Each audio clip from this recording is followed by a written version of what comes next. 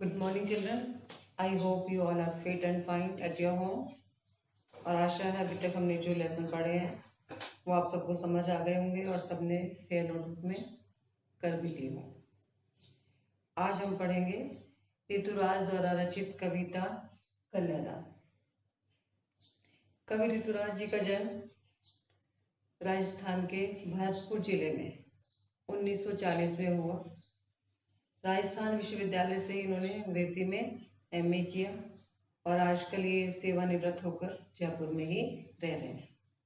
ऋतुराज जी के 8 काव्य संग्रह प्रकाशित हुए हैं, जिसमें से मुख्य हैं मरण धर्मा, पुल पर पानी, सूरत निरत, मुखार्घ्य।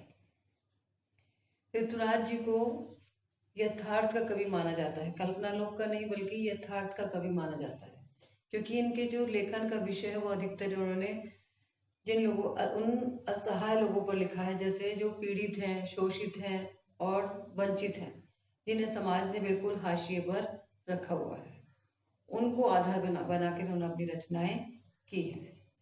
और कन्यादान कविता में भी कवि ने नारी जीवन की जो विडंबनाएं हैं उनको बहुत ही बारीकी से देखा है, बहुत ही बारीकी से उनका अध्ययन किया है और इस कविता के माध्यम से उन्होंने नारी जाति के प्रति अपनी संवेदनशीलता को प्रकट किया। कन्यादान कविता के माध्यम से कवि ने हमारे समाज की जो कुरीति है उसको बहुत ही मार्मिक ढंग से उजागर किया है कि किस प्रकार से हमारे पुरुष प्रधान समाज में स्त्री को सौंदर्य का प्रतिमान मान लिया जाता है, किस प्रकार से उसे अप्रत्यक्ष रूप से वस्त्र आभूषण से सौंदर्य का प्रतिमान मानकर उसके बाद उसके ऊपर अत्याचार किया जाता है। तो इस कविता के माध्यम से कवि ने पूरी नारी जाति को, पूरी स्त्री जाति को सचेत करना चाहा है कि उन्हें अपने शोषण की वेड़ियों को खुद ही काटना होगा, खुद ही अपने अधिकारों के प्रति सचेत होना होगा। तो आइए पढ़ते हैं कविता कन्यादान। कन्यादान कविता में कवि ने माँ के माध्यम से, कि जैसे हमारे सब जानते हैं कि लड़की का विवाह होता है और उस समय कन्यादान करते समय जो उसकी सबसे अधिक दुख उसकी माँ को होता है, तो उसी दुख की अभिव्यक्ति भी इसमें की है कि कितना प्रमाणिक था उसका दुख लड़की को दान में देते वक्त। प्रमाणिक का अर्थ क्या होता है? वास्तविक, जिसके लिए किसी प्रमाण की आवश्यकता नहीं होती। तो कवि कहता है कि कितना प्रमाणिक था उसका दुख लड़की को दान में देते वक्त। उसका किसके लिए आया? लड़की की माँ के लिए, कि लड़की की माँ का दुख कितना अधिक प्रमाणिक था, जिसके लिए हमें किसी प्रमाण की आवश्यकता नहीं, यानी कि कितना वास्तविक था लड़की को दान में देते वक्त, यानी कि लड़की को विदा करते समय उसकी माँ का दुख कितना अधिक वास्तविक था। जैसे वही उसकी अंतिम पूंजी, जैसे वही उसकी अंतिम पूंजी, अंतिम जो हमारे पास सबसे बाद में चीजें रहती है उसको देते समय बहुत दुख होता है, तो अंतिम पूंजी कहा उस लड़की को, क्योंकि वो उसकी साथी थी, उसकी सहयोगी थी, वो अपने सुख दुख उसके साथ साझा करती थी। तो इसलिए कवि ने कहा है कि लड़की की माँ को कितने अधिक दुख का अनुभव हो रहा है, इसके लिए जो और जो उसका दुख था वो कितना अधिक वास्तविक था, क्योंकि उसकी जो अंतिम पूंजी थी जिसके साथ वो अपने सुख दुख को साझा करती थी, जो उसकी सहयोगी थी, जो उसकी साथी थी, वो आज उससे हमेशा के लिए विदा हो रही है। लड़की अभी सयानी नहीं थी, अभी इतनी भोली सरल थी। लड़की की माँ का दुख का एक कारण और क्या था, उसे वो समझती है कि उसकी लड़की अभी सयानी नहीं थी, उसकी विवाह के योग्य आयु तो हो गई थी, लेकिन सयानी का मतलब यहाँ इतनी अधिक समझदार नहीं थी, अभी इतनी भोली सरल थी, अभी वो बहुत अधिक भोली और सरल थी। भोली और सरल कह के कवि क्या कहना चाहता है कि वो समझदार तो थी लेकिन इतनी भोली थी कि उसे समाज के जो छल पूर्वक जो कपट पूर्ण व्यवहार है उसकी समझ उसे नहीं थी, उसे अपने ससुराल पक्ष की कठोर सच्चाइयों का नहीं पता था, उनसे वो अनभिज्ञ थी। कि उसे सुख का आभास तो होता था लेकिन दुख बांचना नहीं आता था। कवि ने कहा कि उसे सुख का आभास तो होता था, कि उसे सुख का एहसास तो था। सुख का एहसास क्यों था? क्योंकि उसका जो जीवन है, उसका जो बचपन है वो सुख में ही, अपने माता पिता के घर में स्नेह भरे वातावरण में ही बीता है, तो उसे केवल सुख का आभास था। ऐसे ही उसे विवाह की जो कल्पनाएं थी उसके मन में उसे उन सुख की कल्पनाओं का आभास था, लेकिन दुख बांचना नहीं आता था। लेकिन उसे उस दुख को बांचने का होता है पढ़ना, लेकिन उसे दुख बांचना नहीं आता था, यानी कि उसे दुख का एहसास नहीं था। वो केवल जो सामने जो उसकी कल्पनाएं थी विवाह की, केवल उनको समझना आता था उसे। उसके पीछे जो छिपी कठोर सच्चाई है वो उसे पढ़ना नहीं आता था, या उसे उसकी समझ नहीं थी। पाठिका थी वह धुंधले प्रकाश की, कुछ तुकों और कुछ लयबद्ध पंक्तियों की। क्या कहती है कवि, उसकी एक लड़की की माँ क्या कहती है उस समय कि पाठिका थी। पाठिका मतलब पढ़ सकती थी, वो केवल पढ़ सकती थी, वो धुंधले प्रकाश की। जैसे प्रकाश धुंधला होता है, रोशनी धुंधली होती है तो हमें उसमें स्पष्ट दिखाई नहीं देता है।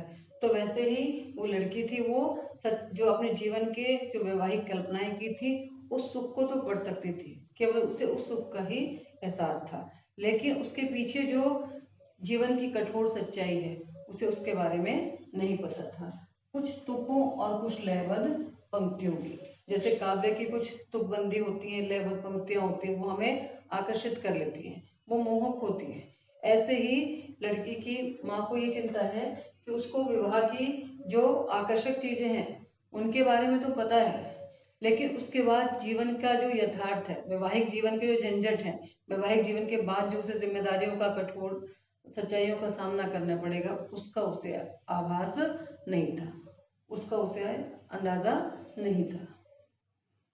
तो माँ ने कहा, पानी में झांककर अपने चेहरे पर मत लीजिए।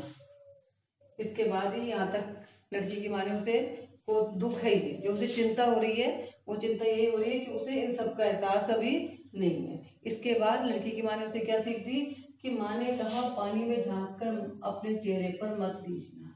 माँ ने कहा कि ससुराल में जाकर पानी में अपनी परछाई देखकर, पानी में अपने रूप सौंदर्य को देखकर अपने चेहरे पर मत रीझना, यानी कि अपने सौंदर्य पर मुग्ध मत होना। कहना क्या चाहती है कि तुम्हें शादी के बाद नए वस्त्र मिलेंगे, नए आभूषण मिलेंगे, लोग तुम्हारी प्रशंसा करेंगे और तुम उस प्रशंसा में ही भ्रमित मत हो जाना, यानी कि उस प्रशंसा में ही मत मुग्ध हो जाना, कि अपने सौंदर्य को भूलकर और मुग्ध हो जाने का मतलब कि लोग तुम्हारे सौंदर्य की प्रशंसा करेंगे, वस्त्र आभूषण देंगे और तुम्हें कहीं शोषण ना करें, ताकि उनके प्रशंसा के आगे अपने आप को इतना अधिक ना भूल जाओ कि शोषण का शिकार हो जाओ या तुम्हारे ऊपर अन्याय कर दे। आग रोटियां सेकने के लिए है, जलने के लिए नहीं। यहाँ भी हमारे समाज की एक कुरीति की तरफ इशारा किया है कि लोग दहेज के लालच में लड़कियों को या तो जिंदा जला देते थे या उन्हें खुद आत्मदाह करने के लिए विवश कर देते थे। उस कुरीति का बहुत ही मार्मिक ढंग से वर्णन किया है कि लड़की की माँ क्या कहती है कि आग रोटियां सेकने के लिए है, कि घर के कार्य करना, सबका घर के परिवार के सब लोगों का खाना बनाना, लेकिन उसका प्रयोग कभी अपने आत्मदाह के लिए मत करना, यानी कि कभी कोई शोषण करे भी तो उसमें आत्मदाह करने के लिए विवश मत हो जाना, उसका विरोध करना। क्योंकि वस्त्र और आभूषण शाब्दिक भ्रमों की तरह बंधन है स्त्री जीवन की। क्या कहती है कि वस्त्र और आभूषण शाब्दिक भ्रमों की तरह, कि शाब्दिक भ्रम क्या होते हैं कि शब्दों से जो हमारे मन में संदेह उत्पन्न हो जाता है। तो कवि क्या कहते हैं, वस्त्र और आभूषण, कि तुम्हें जो नए नए वस्त्र मिलेंगे, नए नए आभूषण मिलेंगे, लोग तुम्हारे सौंदर्य की प्रशंसा करेंगे, वो क्या है, एक शाब्दिक भ्रम की तरह है, कि तुम्हें भ्रम हो जाएगा कि सब लोग मेरे हितैषी हैं, ये सब लोग मेरे साथ कुछ गलत कर ही नहीं सकते। तो बंधन है स्त्री जीवन के, ये सब स्त्रियों को बंधन में बांध देते हैं, यानी कि वस्त्र और आभूषण और शब्दों का जो भ्रम है स्त्री जीवन के लिए बेड़ियां हैं, वो पूरा जीवन इन्हीं बेड़ियों में बंध के गुजार देती है। तो लड़की की माँ उसे क्या सीख देती है कि वस्त्र और आभूषण शाब्दिक भ्रमों की तरह है, यानी कि वस्त्र और आभूषण पाकर तुम भी भ्रमित मत होना, तुम भी शब्द जाल में मत आना, क्योंकि ये सब बंधन है स्त्री जीवन की, ये सब स्त्री जीवन को बंधन में बांध देते हैं और वो शोषण का शिकार हो जाती है। माँ ने कहा, लड़की होना पर लड़की जैसी दिखाई मत देना। बहुत ही महत्वपूर्ण लाइन है ये, कि लड़की जैसी दिखाई मत देना। तो माँ कहना क्या चाहती है कि यहाँ कौन सा अलंकार हो गया, अन्योक्ति। क्या, अन्य प्लस उक्ति। तो माँ क्या कह रही है, और विरोधाभास भी है इसमें, कि माँ कह रही है कि लड़की होना पर लड़की जैसी मत दिखाई देना। क्या कहना क्या चाहती है, कि लड़की होना, कि लड़की जैसे गुण तुम्हारे अंदर होने चाहिए, सबका सम्मान करना, शालीनता से रहना, घर की जिम्मेदारियों को निभाना, सबका सम्मान करना, सबसे विनम्रता पूर्वक बोलना, ये सारे गुण तुम्हारे अंदर होने चाहिए, पर लड़की जैसे दिखाई मत देना। लेकिन जब कोई तुम्हारे ऊपर अत्याचार करे, कोई शोषण करे, तो उसमें कमजोर मत होना, उसमें अपने आप को कभी कमजोर मत महसूस करना, ऐसे अन्याय का सामना मत करना। कितना, हाँ, तो कविता में इस कवि ने बहुत ही सरल और सहज भाषा का प्रयोग किया है, और जो मुख्य पंक्तियां हैं इसमें यही है कि लड़की अभी सयानी नहीं थी, अभी इतनी भोली और सरल थी। कि किस तरीके से भोली और सरल शब्दों का प्रयोग किया है, कि उसे संसार के कपटपूर्ण या दुर्भावनापूर्ण या स्वार्थपूर्ण बातों का पता नहीं है, यथार्थ के बारे में वो नहीं जानती है। दूसरा है कि दुख बांचना नहीं आता, उसे अभी दुख का एहसास नहीं पता, उसने कभी दुख को जाना ही नहीं है। अगली लाइन है ये, पार्टिका थी वो धुंधले प्रकाश की, कि जिस तरीके से धुंधले प्रकाश में हमें स्पष्ट सा दिखाई देता है, वैसे ही लड़की को भी जो विवाह की कल्पनाएं हैं, विवाह के बाद की जो जिम्मेदारियां हैं, उसका उसे एहसास नहीं है। और कुछ तुकों और कुछ लयबद्ध पंक्तियों के माध्यम से कवि क्या कहना चाहता है, कि वो जिस तरीके से तुकबंदी, कविता की तुकबंदी और लयबद्ध पंक्तियां हमें आकर्षित करती हैं, हमारे लिए मोहक होती हैं, वैसे ही उसे के मन में जो शादी की अच्छी जो कल्पनाएं हैं वो उसे मोहित करती हैं।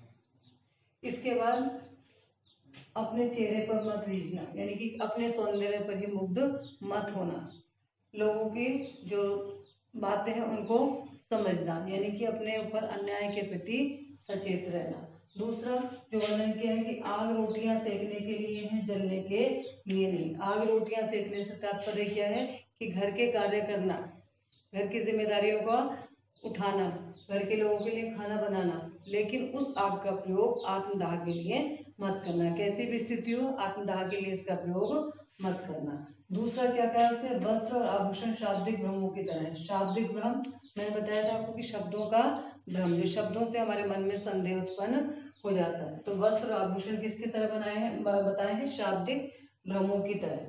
बंधन है स्त्री जीवन के, कि स्त्री जीवन को बंधन में बांध देते हैं। तो यानी कि शादी से जिस तरीके से शब्दों के भ्रम जाल में हम फंस जाते हैं, वैसे ही हमें वस्त्र और आभूषण के बंधन में नहीं बंधना है। इसके अलावा माँ ने कहा लड़की होना, लड़की जैसी मत दिखाई देना।